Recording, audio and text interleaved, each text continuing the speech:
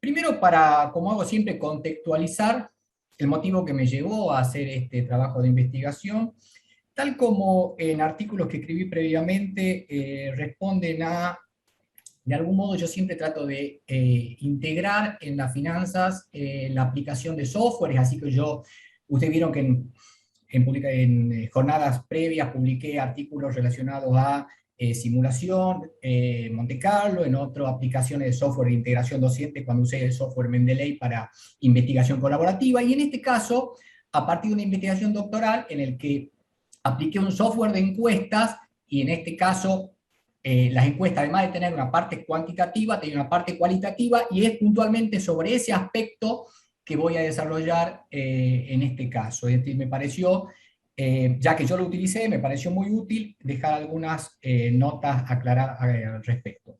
El otro comentario del contexto, digamos, hace algunas semanas me convocaron en la UBA, hice una disertación sobre también una temática relacionada a esto que estoy exponiendo acá, simplemente que en ese caso fue una disertación, no un artículo escrito, entonces a partir de ahí es que me pareció oportuno redactarlo por escrito para que quede como un elemento de consulta para los alumnos.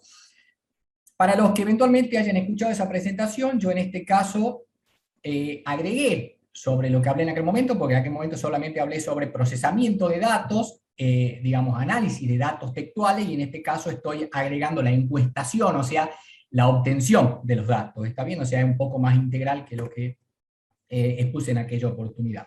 Esta es, como hago siempre, la explicación del contenido de lo que va a tener la presentación. Así que, bueno, de estos son los puntos que vamos a ir desarrollando. Primero, tener en cuenta que como investigador y como profesionales siempre tenemos necesidades en relación a la gestión de encuestas que involucra básicamente los procesos de captación de información, análisis de datos, elaboración de informes. El análisis de datos textuales, en este caso, representa una oportunidad para acercarse al día a día de las personas, ya que cada vez hay más de estos datos textuales en el día a día organizacional. Ya sea a fines académicos o de investigación de mercado, esta encuestación comprende una compleja cadena, como estamos viendo acá en pantalla, de proceso del diseño del cuestionario, la personalización, la presentación, divulgación, difusión, hasta el análisis de los datos y la presentación de los resultados. Y todas estas etapas, como estamos viendo, se realizan normalmente con una combinación de herramientas informáticas, o integrándolas en un software en la medida que el software cuente con todas estas funcionalidades, que es a lo que yo estoy haciendo referencia que utilicé en mi investigación. Queda evidenciada la diversidad de fuentes de datos que integra el proceso de captación, y por lo tanto la necesidad de contar con mecanismos para incorporarlos en esa base de datos. Con esto me refiero a lo que estamos viendo en pantalla, ¿no es cierto? O sea, todas estas fuentes de datos posibles de donde se obtiene estos datos para que posteriormente va a ser la elaboración. Una de las herramientas ampliamente difundidas en la actualidad a efecto de esta captación de datos es el formulario de Google, que es seguramente el que más conocemos, que si bien es de uso gratuito, las prestaciones son limitadas en comparación con aplicaciones especialmente diseñadas para tal efecto. En síntesis, este Google Form, como le llamamos, constituye una metodología, podemos decir, low cost de hacer encuestas, al menos captar datos, pero requiere luego exportar e integrar con distintos software de análisis y de presentación visual. Como herramientas específicas para esta segunda etapa, digo segunda etapa porque primero está la gestión de encuestas, yo pasaré a la placa siguiente, creo que especifica más estas etapas, ¿no?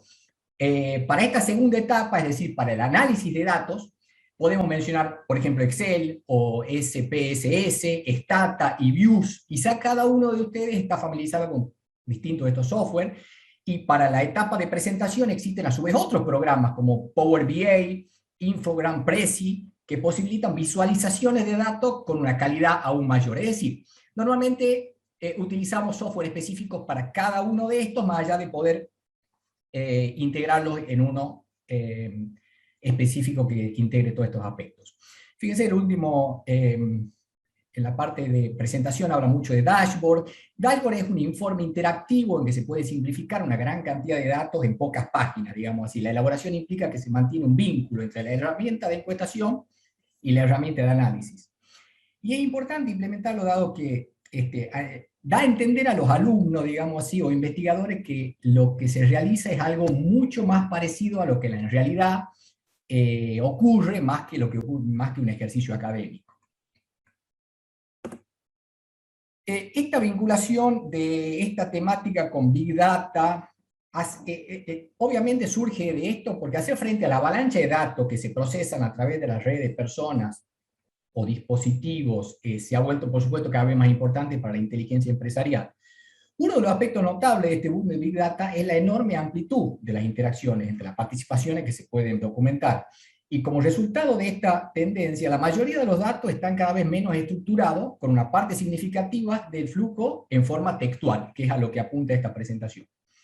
Esta forma de datos van, por supuesto, desde comunicaciones por correo electrónico, redes sociales, informe corporativo, es decir, cada uno de los ámbitos que apliquen capta los datos en distintas formas. Nosotros, y por eso es que a este artículo le llamo encuestación, porque es la forma en que los investigadores tomamos los datos. Quizá un periodista tomará los datos, hablará de entrevistas y así sucesivamente. ¿Está bien?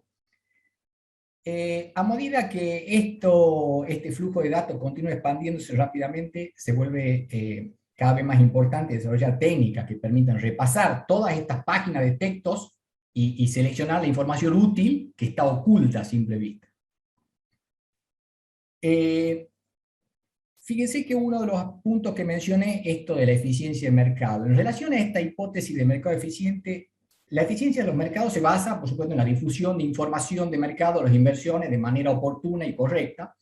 Pero el tema es que, en este contexto de Big Data, a medida que la información producida por los medios financieros y los datos de mercado se expanden a un ritmo tan rápido, las decisiones racionales y perfectamente informadas, como diríamos en un mercado eficiente, suelen ser inalcanzables, porque ¿esto a qué se debe? Las limitaciones cognitivas de la misma mente de los inversores y la cantidad finita de tiempo que se dispone para tomar esas decisiones. Ahí estoy yendo un poco a la importancia de cómo puede contribuir esta temática, estas herramientas, inclusive a estos modelos de finanzas.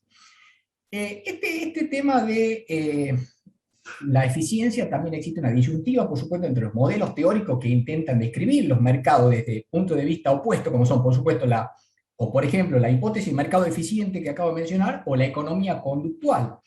En este sentido, la teoría de las finanzas conductuales plantea que existe una relación entre los sentimientos que expresa la gente, en este caso, podemos decir quizá las redes sociales, que es uno de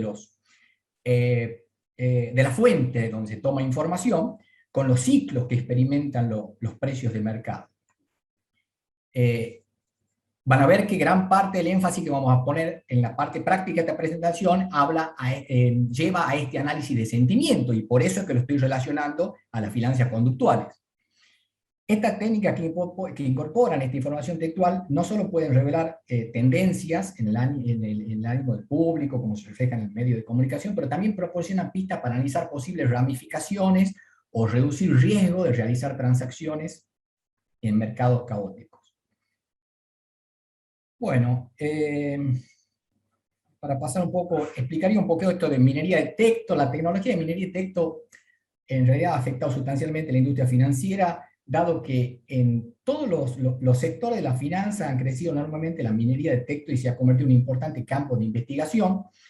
Básicamente, entonces, esta minería de texto es un proceso en el cual se obtiene información de alta calidad de un texto determinado y ha experimentado un aumento significativo en la demanda en los últimos años, junto con el análisis de Big Data, y este campo de la minería de texto está evolucionando continuamente. En definitiva, hace referencia al proceso que intenta descubrir patrones en grandes volúmenes de datos, en este caso de datos textuales. Podríamos decir que la minería de texto es una variante de la minería de datos, correcto, y adopta las técnicas de aprendizaje automático para reconocer patrones y comprender nueva información, tal como mencionó Javier en la presentación previa y como vamos a ver en Machine Learning, que es una de las formas en que se puede aplicar ahora a continuación.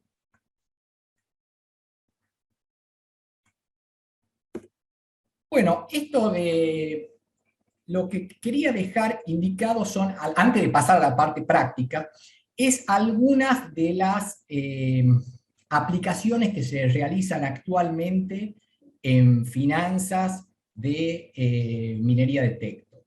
La idea es que hay muchas publicaciones en distintas áreas, básicamente las podemos clasificar en áreas de predicción financiera, en banca y en finanzas corporativas.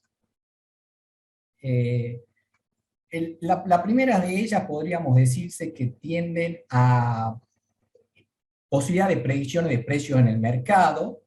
La segunda, a todo lo que está referenciado a, sabemos, la banca es una industria más grande y de más rápido crecimiento en esta era de globalización. Lógicamente se encamina a adoptar técnicas más eficientes para cada uno de sus departamentos. En medio de esta revolución de tecnología de la información, hay razones competitivas que llevan a una creciente importancia y adopción de automatización bancaria, podríamos decir. Y esta tecnología de la información permite la implementación de diversas técnicas, incluyendo minería de texto en este caso, para el control de riesgo y flujo de transacciones. En el caso de la finanza corporativa, son, por supuesto, un aspecto importante en el dominio financiero porque integra el funcionamiento de la empresa con la estructura financiera. Hay varios documentos corporativos, como vamos a mencionar ahora a continuación, que integran, por ejemplo, los informes anuales de la empresa, tienen mucho contexto financiero oculto, y se pueden emplear técnicas de minería de texto para extraer esta información oculta y también para predecir futura sostenibilidad financiera de la empresa. Estas son esas muchas publicaciones, de las cuales ya simplemente las dejo citadas acá. Hay muchas publicaciones hechas en cada una de estas tres áreas en las que están clasificadas las publicaciones sobre minería de texto en finanzas, en el caso clasificada en predicciones financieras, de banco y finanza corporativa, que son los tres grandes grupos que acabo de mencionar. Pasaría ahora al proceso un poco más práctico de cómo llevar esto adelante. Por un lado, relacionado a esta visualización y análisis temático de la información aplicado a la comunicación eficiente de resultados, estudios y datos estadísticos. Eso es lo que queremos llegar. Hay que conocer un poco para esto sobre el método y un poco sobre la herramienta. Me refiero sobre la herramienta informática que vamos a utilizar para aprovechar la información textual. La primera parte es la gestión de la encuesta, recopilación de datos, que es previo a lo que vemos ahora a continuación. Es decir, lo que vemos de acá en adelante es como que ya se han obtenido los datos. Este análisis de datos textuales corresponde, en el caso de una encuesta, a lo que le llamaríamos las preguntas abiertas. ¿Por qué? Porque son aquellas en las que se le damos lugar al entrevistado o al encuestado a explayarse, digamos así. Ya voy a mostrar cuál es el ejemplo que yo estoy mostrando. Tengan en cuenta que muchas veces los analistas quitamos o no incluimos estas preguntas abiertas por no tener las herramientas para analizarlas, y es por eso uno de los motivos que me pareció oportuno incluir esto, ¿no? Estas respuestas a las preguntas pueden ser, como decíamos, cuantitativas o cualitativas, y la idea mía es mencionar algunos consejos, diría yo, para su análisis. El primer paso que menciona se refiere a que hay que estructurar los datos. Para poder importarlos, normalmente se utilizan los mecanismos que en análisis de datos se conoce como web scraping, es decir, yo puedo estar tomando los datos de mi encuesta propiamente dicho, caso en el cual lo tengo en mi base de datos, o lo puedo importar de redes sociales, como mencioné, que es el otro elemento, a través del mecanismo que se llama el web scraping. En todos estos casos son la captación de datos. La idea para pasar ahora ya al segundo punto, que es, porque ese era el primer punto, digamos, importar o estructurar los datos que yo tengo. Ahora, para identificar los temas, la idea es codificar, lo que significa analizar la frecuencia de los temas que hemos identificado anteriormente. Después vamos a ver el tercer punto, que es, por supuesto, cómo captar la orientación. Bien. El primero de estos puntos menciona a que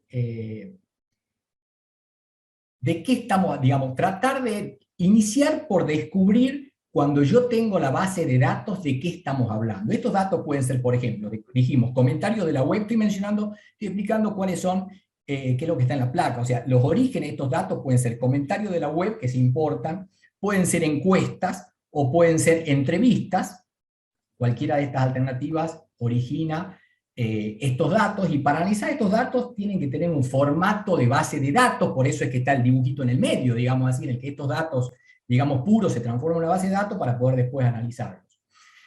Y saber después lo que está a la derecha, que es decir, cuántas veces ocurre cada tema. Todo lo que vamos a ver a continuación se aplica a cualquiera de estas fuentes de datos. Una vez que ya cuenta con esta base de datos, lo que intento es identificar cuáles son los temas para poder ver cuántas veces ocurre cada uno de estos temas. Este es, digamos así, el juego en esto, tratar de clasificar estos datos. De ese modo vamos a poder, de algún modo, cruzar estos datos con los datos de contexto. Contexto se le llama a los datos que son sexo de la persona, fecha en que lo mencionó, etc. Y saber, por ejemplo, quién habla de qué tema, cuándo se habla de qué, por qué se hablan de cierto tema, etc. Y esto tengamos en cuenta que tiene dos objetivos. Por un lado, explorar sirve para la gente que evalúa hacer un análisis temático y para que un tercero pueda consultar la información. Con esto quiero decir es que cuando yo hago el análisis temático es como que el analista mismo va entendiendo el tema, va revisando personalmente el de qué habla la gente, ¿no? Es decir, no solo sirve para el tercero, sino también para el mismo que está haciendo el trabajo. Bueno, en cuanto a, como yo les decía, estoy basando la parte práctica en la investigación que hice doctoral respecto de sustentabilidad en una industria en particular, en este caso el calzado, y tomé algunos ejemplos simplemente de algunos comentarios que hizo la gente, por supuesto comentarios textuales para ilustrar esta parte de la presentación. En realidad esta pregunta era muy amplia porque la consigna era lo que usted quiera agregar, es decir, no voy a llegar a ninguna conclusión con esto, simplemente quiero explicar el mecanismo con el que podría efectuarse un análisis de datos. Fíjense ustedes que abajo de cada comentario están puestas esos datos de contexto, o sea, si es dueño o gerente, si es fabricante o comerciante en este caso, cuál es la dotación de personal de la empresa, que son esos datos que después nos va a servir para poder cruzar información. Hubo, lógicamente, respuestas diversas, y como se ve en la placa, y vemos que estos datos, lo veo en la parte de abajo, que el software lo que hace, de algún modo, es convertir estos datos en una tabla. Fíjense que ya con eso voy llevando al contexto, como yo mostraba recién en la imagen, y lo que yo pretendo hacer, de algún modo, es agregar esa última columna que es tema, o sea, añadir una columna a esa base de datos que sería el tema, y después vamos a ver qué hacer con esa columna. O sea, primero veremos cómo sintetizar la información, explorar los datos y después analizar los temas. Bien. Esto es lo que se llama nube de palabras y nos sirve mucho para un primer contacto con los datos, diría yo. Vemos que aparecen las palabras y a la derecha también aparece una lista de los comentarios. Esos comentarios se llaman verbatim, también en términos de los software. También fíjese que si es que le pedimos, el software coloca la misma contextualización, ¿no es cierto? O sea, quién es el que mencionó cada comentario, etc. Esto es un primer paso necesario, diría yo, porque brinda un resumen visual de qué habla la gente. Yo diría que la ventaja de este método es que, no el método de utilizar lo que se llama la nube de texto, que está, por supuesto, muy difundido y ampliamente utilizado hoy, es primero, brinda una imagen visual rápida de la respuesta, incluso puede hacerse una nube de palabras específica para ciertas variables en particular. Por otro lado, fíjense que lo que hace el software es lematizar estas palabras, o sea, lematizar significa un análisis morfológico, permite simplificar el texto, o sea, fíjese que coloca las palabras, el verbo en infinitivo, los adjetivos y sustantivos en masculino y singular, etc. Y a su vez permite identificar lo que diría que es el canal, es decir, por ejemplo, en este caso, los encuestados destacan la dificultad y el factor que lo implica, por ejemplo, el tamaño o el momento, es decir, ya nos permite ir analizando un poco los datos, ¿no? Es decir, no solo ver de qué habla la gente. También fíjese que menciona algunas palabras, como ser, por ejemplo, fábricas o empresas, que en este caso podríamos analizar que son como el sujeto afectado. Esas son algunas cuestiones que al analizar los datos hay que empezar a tener en cuenta. Esto es simplemente que se filtró y filtré la base de datos de la nube de palabras para una empresa de menor de 10 integrantes, simplemente para ilustrar que puede hacerse este tipo de resúmenes. Bueno, esto es muy importante, que es lo que se llama un mapa cognitivo, un codebook. Es muy importante hacerlo para estructurar la forma de analizar y de crear, entender esto de qué habla la gente y los temas. Hasta ahora hemos podido realizar este mapa gracias a la informática, porque gracias a esta nube de palabras hemos podido ver de qué habla la gente, y esa nube que me lo posibilitó. Es decir, la exploración es un proceso al que debería dedicársele algún buen tiempo, algunas horas quizás, viéndolo, anotando, poder estructurar la idea y crear este codebook. Una vez que yo cree este codebook, voy a poder después imputar los comentarios a cada uno de ellos. Por supuesto, después de codificado voy a poder analizar cuántas personas hablan del contexto, hablan del sujeto afectado y hablan de los aspectos propios de las temáticas. Por eso fui mencionando estos aspectos recién. Esto de la codificación puede hacerse en forma manual o automática. Y acá está mencionando un poco los motivos que nos llevaría a aplicar una u otra. La codificación sirve para evaluar, dijimos, la frecuencia de los temas, es decir, cuántas veces la gente habla de cada aspecto, por ejemplo, de difundir, que era uno de los aspectos, de apoyar, cuántas veces habla de la dificultad, etc. Entonces, el primer reto o desafío que tengo es crear estos temas, que es lo que hicimos en la etapa anterior con el codebook, y a esta altura ya lo tenemos hecho. El desafío ahora es cuantificar cada tema, o sea, aplicarlo ya. Y hoy la tecnología permite seguir estos dos caminos, manual o automático. La elección de este método depende de muchos aspectos, y no es que pueda recomendarte decir simplemente uno u otro, sino que depende, por ejemplo, o sea, no existe un método milagroso, digamos así, depende de las características de la base de datos. Yo lo que mencionaría son aspectos por los cuales decidiría por uno u otro. Por ejemplo, un aspecto es si las frases son cortas o largas, o sea, si tienen muchas ideas complejas. Otro aspecto es si hay pocos o muchos datos. Por supuesto, en el caso de muchos datos sería sugerible un análisis automático. Otro aspecto es si los datos son definitivos, o sea, una encuesta está terminada, o son provisorios, es decir, una encuesta abierta que todavía está, que llegan datos todos los días. Otra cuestión es si la forma de compartir los resultados, a esto voy con ese dashboard que yo mencioné al comienzo, es decir, si bien depende de los datos, cuando es un análisis puntual, inicia y termina, puede convenir hacerse un análisis manual, pero si hay que compartir, es más probable que se adapte un análisis automático, porque es preciso elaborar un dashboard, y ese dashboard lo realiza obviamente la plataforma. Por supuesto, otro de los aspectos siempre del manual automático es el tiempo disponible para analizarlo, porque analizar manualmente, quizás si yo tengo 10.000 respuestas, implica un mes de trabajo. También, recuerden, yo mencioné recién que uno de los aspectos positivos de esto es que le ayuda al mismo analista a entender los datos. Es decir, que otro de los aspectos a tener en cuenta si manual automático es cuánto sé yo del tema, porque este mismo análisis me va a permitir entender las ideas complejas. Bueno, esta es simplemente la forma de la codificación manual. Lo que ilustra es que es la que se realizaba antes, es decir, voy viendo comentario por comentario y lo voy imputando a cada uno de estos temas. Es decir, hay que leer cada frase y crear los temas abajo, y es la inteligencia humana la que va leyendo cada comentario e imputándolo a cada tema. Ahora bien, y esto sería después lo que queda una vez ya captada la frecuencia con esa codificación manual, me brinda, es decir, la información en el software ya de cuántas veces la gente ha cliqueado cada tema. Por supuesto, esta codificación manual es sugerible en el texto, en el término de lo que yo analicé recién, es decir, cuando se dispone mucho tiempo, cuando son pocos datos, cuando son ideas complejas, o cuando tengo que preparar un informe, porque me permite a mí también entender los datos. Como dije, estoy simplemente resumiendo de la lista que hice recién cuándo aplicaría esta codificación manual.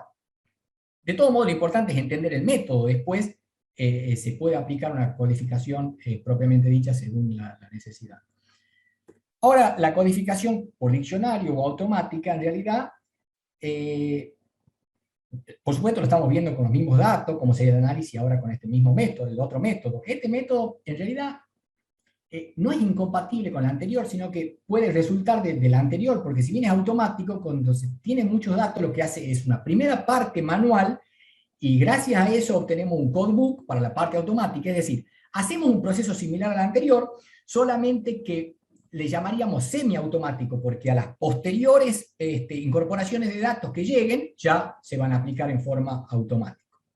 Por supuesto, esto se aplica en forma contraria al caso cuando dije recién, es decir, cuando se hay una base de datos grande, cuando se quiere hacer un seguimiento en tiempo real, cuando se quiere compartir los resultados, cuando quizá dispongo de tiempo al comienzo, por eso voy a hacer el trabajo, pero después quiero que todos los datos que lleguen a posteriori tengan, por eso, fíjense cómo funciona el mecanismo, le asigno palabras a cada uno de los temas, y después el mismo software, cuando ve esa palabra, lo imputa a ese tema. Bien, estos son simplemente, esto es externo a la presentación, es decir, hice algunos ejemplos cuando cuando serían sugeribles la codificación manual o la codificación automática, pero simplemente siguiendo el mismo esquema que vimos recién, es decir, cuando hay pocas o muchas respuestas, o cuando es una encuesta abierta, etc. Bueno, veamos esto hasta ahora, antes de pasar al análisis de sentimiento, que es la última parte.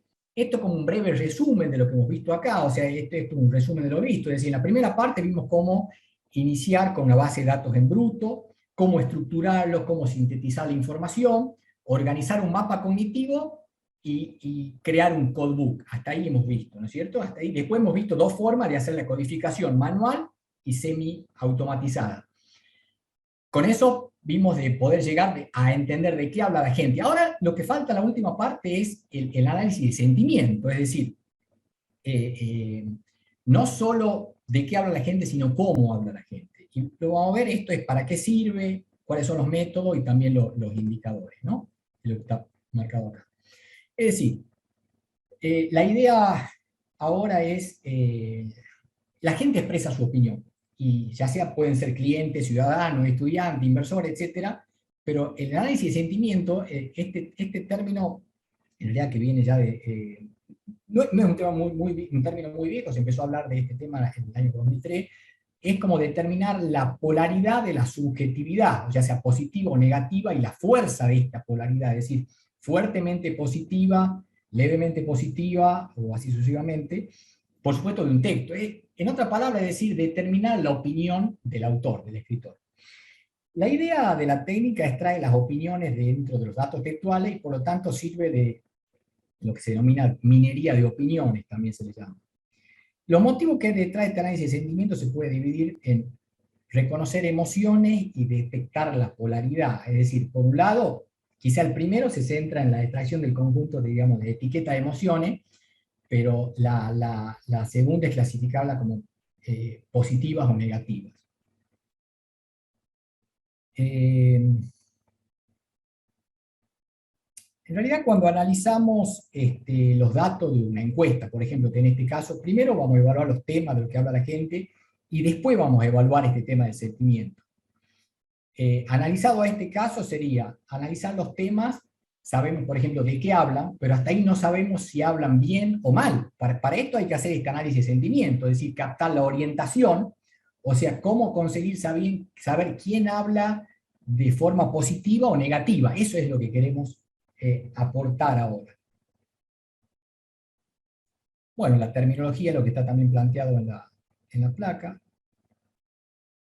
Veamos cuáles son también los métodos disponibles para esta análisis de sentimiento. También, al igual que para la codificación, que había método manual y automático, también para el análisis de sentimiento hay un método manual y automático. Y también el manual se aplica en general cuando hay pocas observaciones o tiene en ese sentido algunas ventajas, pero algunas limitaciones, y el automatizado es cuando hay muchos datos.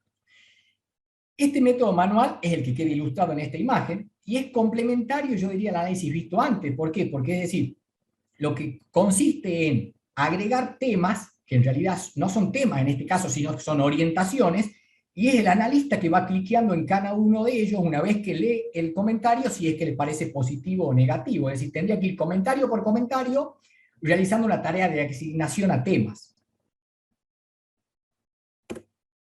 Esta análisis de la orientación manual tiene algunas ventajas y desventajas, que son las que vemos en pantalla. Por supuesto, permite conocer los datos, captar bien la ironía.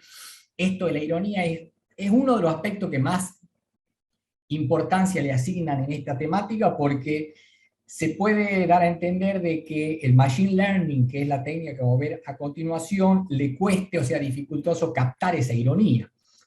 Pero como podemos quizá presumir que la cantidad de ironías que haya en determinada base de datos no sea mucha, entonces el margen de error es limitado.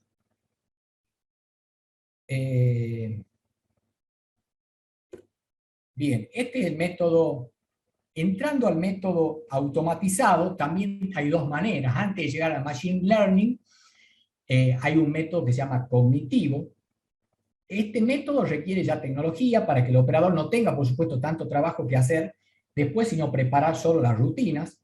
Entonces está el método cognitivo, o el método tradicional, podríamos decir, es el que la gente ha utilizado desde hace muchos años, y machine learning, que es más reciente. En el cognitivo, viene más bien del palo de los lingüistas, es decir, son expertos en lenguaje, consiste en la creación de bases de datos terminológicas, que son series ordenadas de palabras a partir de léxicos, creando reglas usando análisis sintáctico y semántico. Y estas reglas permiten clasificar entre positivo y negativo, como estamos viendo en pantalla. La otra alternativa es directamente entrar en un modelo de machine learning. En este modelo de machine learning, en este caso yo lo estoy utilizando porque el software que yo empleé ya tiene programado en sí la terminología, digamos así, porque existe una alternativa a trabajar con machine learning en que el operador tenga que programar, digamos así, instruir al software en términos como mencionaba Javier en la presentación anterior, o sea, por eso se dice que el modelo aprende, o que el modelo ya viene capacitado, preformado, y lo que hace el operador o la empresa es simplemente incorporarle la terminología que sea propia de su actividad. Eso es lo que se trata generalmente de tener, es decir, incorporar algún software que ya tenga esta información y solamente haya que adaptarlo a la tecnología de mi empresa.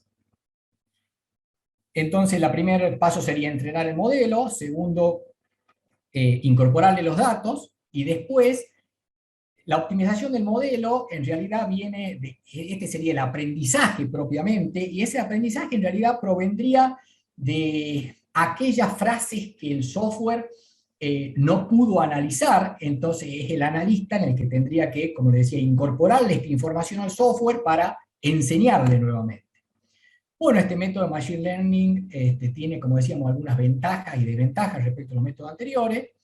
La ventaja es que permite analizar muchos datos, análisis en tiempo real, es más objetivo. Esto de objetividad está relacionado a que si utilizamos los otros mecanismos y hiciéramos el análisis de subjetividad entre distintas personas en la empresa, quizá cada uno evalúe esto en forma diferente. En cambio, en Machine Learning esa objetividad está garantizada.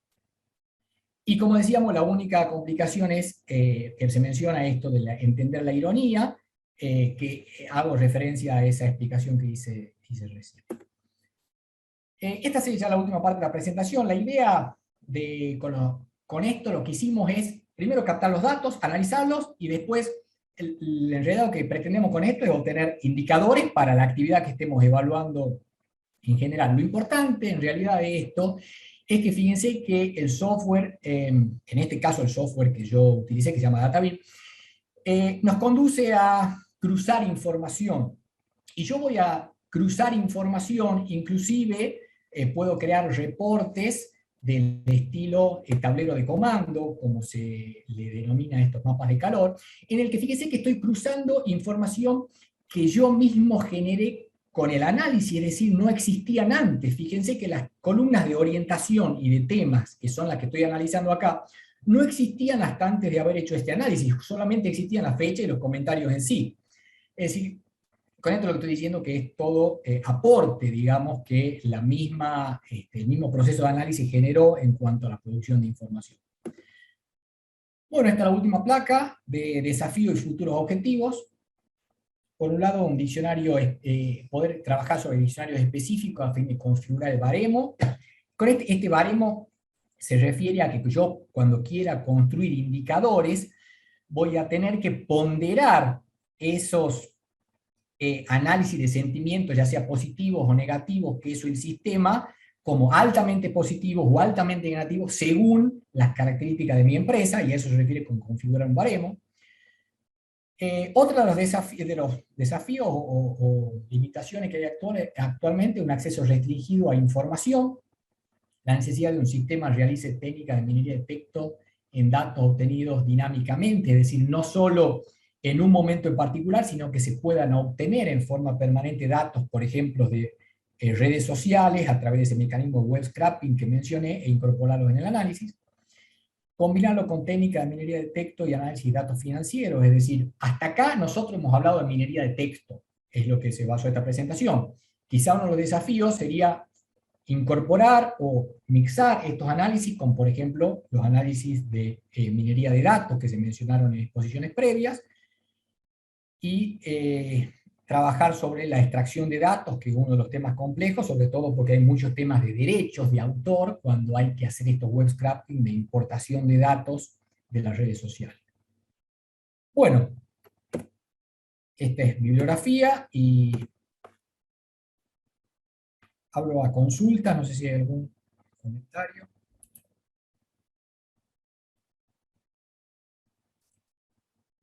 Yo ahí dejé de compartir mi pantalla, no sé si se vio bien y si hay algún comentario al respecto.